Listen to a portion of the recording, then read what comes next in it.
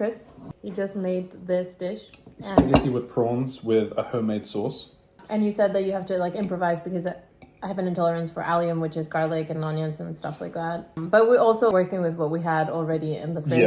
But also with your allergy, it means that 90% of the store market is just not usable. Everything has like garlic powder or onion powder in it. I did a sauce with peas, little bit of olive, with onion, flub. You can edit this. Peas. No, that's gonna be like the main thing. Oh, wonderful.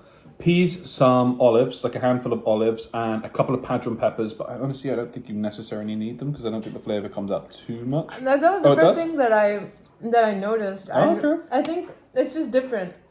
Fair enough. It's exciting because I feel like it's sometimes pasta sauces are very like salty. And I feel like that's yummy, but I feel like that's kind of like a takes away from standard. it, yeah. Whereas I feel like this is like, that's like, The padron peppers were roasted first. that's it. So that brings out the flavor to the skin, I and then feel you like just pull out that the just stems. sophisticates everything because Yeah. the smokiness gives it like a layer of history. It's been like the food item has been through like something. And we were thinking that to like Well, plate this not properly. smoked. It was like air fried. Air fried. I didn't say smoked, I said roasted. Oh, sorry. We do not have a smoker in this house. No. But I was That's very thinking you good. could crush up some pistachios on top, maybe Yeah. some bacon lard, not bacon lard, but bacon If you wanted like to. cuts, really crispy bacon bits put in, and maybe like drizzle some egg yolk over the top if you boiled it. That could make a really good meal. Boiled egg. If you boil an egg so that the egg yolk in the middle is runny, then you can just pour out the egg yolk on top. In Peru, for pesto sauce, which this is not, but for pesto sauce, they sometimes put just a fried egg on top. That's what I was thinking, but I didn't want to be, with no disrespect to Peru, basic. Wow. Says a man has never stepped on in the land of Peru. I played GeoGuessr, I've seen Peru, but this also So- isn't a Peruvian tradition. It's a very common thing to just stick an egg on top. But I think because it's Peru, that's all I know. No, I get that, but I'm saying that like a lot of places do that. They'll just stick an egg on top. It's kind of like when I found out that there's a lot of countries that do lemon cooked fish. And it's So you not thought it was just Peru? Barbados. Anyway, I just wanted to share what he had done because I think it's very creative. And there's something really exciting about trying new food, new flavors, like a twist. And I think it's like, I really love, like we went to the match Fulham Sunday. Fulham versus Leeds. and they have a 2 Michelin star.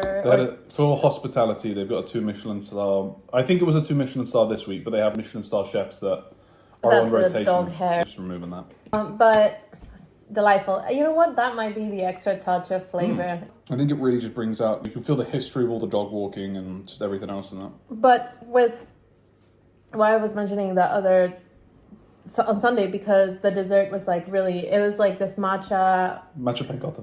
panna cotta. Panna cotta.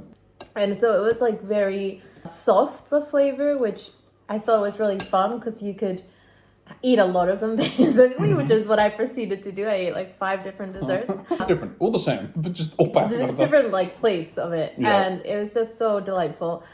Because it wasn't too overpowering. It's not like so sweet that you're like taken aback, bathe in it. And I feel like I get the same kind of experience with this because there's None of the flavors are overpowering to the point where you're like Yeah. going, oh, this is sweet. And then every bite you're like, this is, okay, really sweet. but it's also not boring. No. And it's I feel like different. each bite, sometimes you get like pockets of the pea flavor, and then you have more of like an olive And I wasn't even hungry really at the beginning. So. It's also 10:30 in the morning. I didn't have breakfast, and she was like, yeah, let's go for brunch.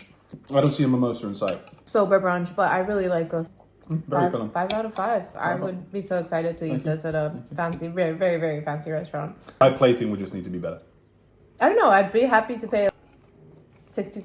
No, 60 Okay, too you much. are blowing 40. smoke up my ass. That's when you order. But no, like for real, it's ingenious. It's different. I've never Okay, it's tasted anything different, like this.